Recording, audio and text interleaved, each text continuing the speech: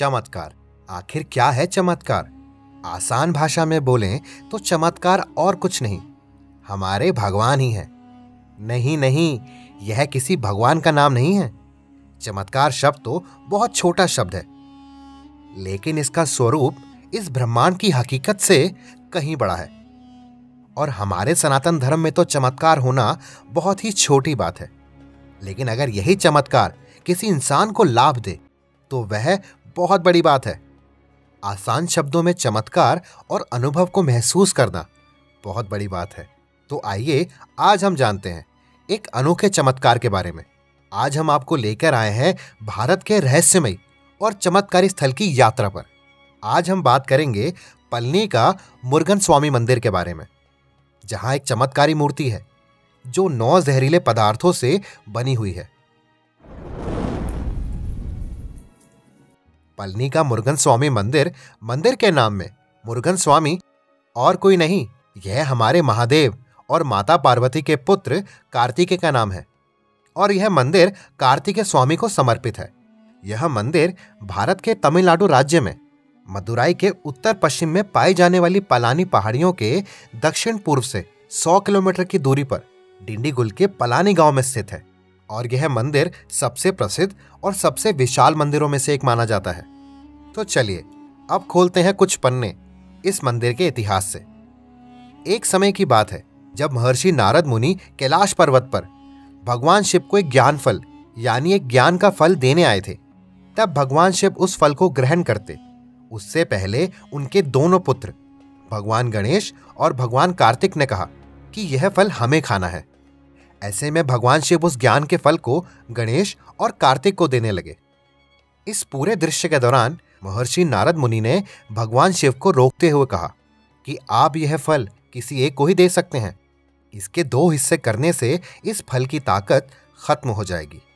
तब भगवान शिव ने एक निर्णय लिया कि यह फल किसी एक को तभी मिलेगा जो इस संसार के 3 चक्कर लगाकर मेरे सामने आएगा, वो भी सबसे पहले। यह बात सुनकर कार्तिक स्वामी बड़े प्रसन्न हुए और अपने वाहन यानी मोर के साथ इस संसार के चक्कर लगाने निकल गए। ऐसे में भगवान गणेश बहुत परेशान हुए क्योंकि वह अपने वाहन चूहे से इस संसार का चक्कर नहीं लगा सकते थे। भगवान गणेश सोच ही रहे थे कि तभी वह उठे और अपने माता पिता यानी शिव और माता पार्वती के चक्कर लगाने लगे। 3 चक्कर लगाने के बाद वह खुश हुए और कहने लगे, मैंने सबसे पहले इस संसार के 3 चक्कर लगाए। तब भगवान शिव भगवान गणेश से सवाल करते हैं, गणेश तुमने 3 चक्कर कैसे लगाए? तब भगवान गणेश ने मुस्कुराते हुए जवाब दिया कि मेरा संसार तो आप ही हैं। आप दोनों से ही मेरे संसार की शुरुआत होती है और अंत होता है।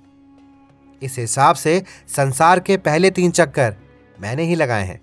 भगवान शिव इस बात को सुनकर बहुत प्रसन्न हुए और गणेश जी की जीत में वह ज्ञान का फल भगवान गणेश जी को दे दिया। जब कार्तिक संसार के 3 चक्कर लगा के वापस लौटे और उनको इस कहानी के बारे में पता लगा तो इसके चलते वह बहुत ज्यादा क्रोधित हो जाते हैं, जिसके बाद उन्हें एहसास हुआ कि उन्हें इस लड़कपन से हटकर पारिवारिक बनने की जरूरत है। तब कार्तिक ने कैलाश पर्वत को छोड़ दिया और पलनी के शिवगिरी पर्वत में ही एकांत में रहने की ठानी और वहीं रहकर तपस्या करने लगे। आइए अब जानते हैं मंदिर के निर्माण के बारे में। मंदिर का निर्माण 5वीं-6वीं शताब्दी के दौरान चेर वंश के शासक चेरामन पेरुमल ने करवाया था।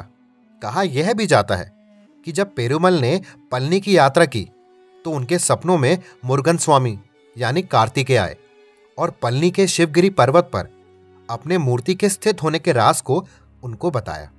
इसके बाद जब राजा पेरुमल ने खोजबीन करी तो उनको वाकई उस स्थान पर कार्तिकेय स्वामी की मूर्ति मिली, जिसके बाद पेरुमल ने उस स्थान पर मंदिर का निर्माण कराया। इसके बाद चौल और पांडे वंश के शासकों ने 8वीं से लेकर 13वीं शताब्दी के दौरान मंदिर के विशाल मंडप और गोपुरम बनवाए। मंदिर को सुंदर कलाकृतियों से सजाने का काम नायक शासकों ने किया। मुरुगन स्वामी की मूर्ति में 9 तरीके के जहर पाए जाते हैं। जी हाँ, जहर। इसके अंदर एक ऐसा पदार्थ है कि अगर कोई उसका सेवन करे तो उसकी मृत्यु निश्चित है। कुछ जहर ऐसे भी होते हैं जिनकी कम मात्रा लेने पर भी आपकी मृत्यु हो सकती है। सोचिए, अगर ऐसे 9 जहर आपने निगल लिए तो आपका क्या होगा? इसका साधारण जवाब है मृत्यु। वहीं मैं अगर आपसे कहता हूं कि इसके बाद आपकी मृत्यु नहीं, आपको हो रही सारी बीमारियां खत्म हो जाएंगी। जब इस मूर्ति पर दूध, चंदन और शहद का अभिषेक होता है, तभी उसे भक्तों को प्रसाद के तौर पर दिया जाता है। शोधकर्ताओं ने जब मूर्ति को अच्छे तरीके से तराशा तो उन्होंने पाया कि यह मूर्ति बेहद 9 तरीके के जहरीले पदार्थों से बनी हुई है। लेकिन जब यह पदार्थ आपस में मिल जाते हैं तो यह सब एक औषधि के तौर पर काम करते हैं, जिसके सेवन से हर रोग दूर हो सकता है। वहीं दूसरी तरफ अगर आप इसको अलग करके इसके पदार्थों का सेवन करते हैं तो आपके इसको चखने भर से आपकी मृत्यु हो जाएगी। अब यह विज्ञान है या चमत्कार, इसका फैसला अब आप पर है। अगर आप सभी इस मंदिर के दर्शन करना चाहते हैं तो आपको इस मंदिर को अपना पूरा 1 दिन देना होगा।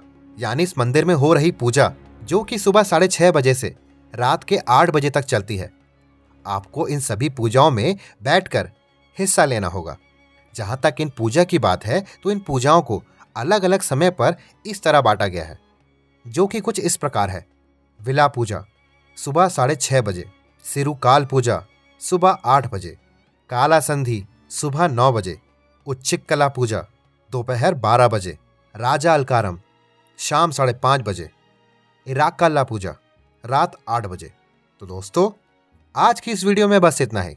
हम आशा करते हैं कि आप सभी को यह जानकारी बहुत पसंद आई होगी और साथ ही साथ आपको कुछ ना कुछ नया अनुभव जरूर मिला होगा।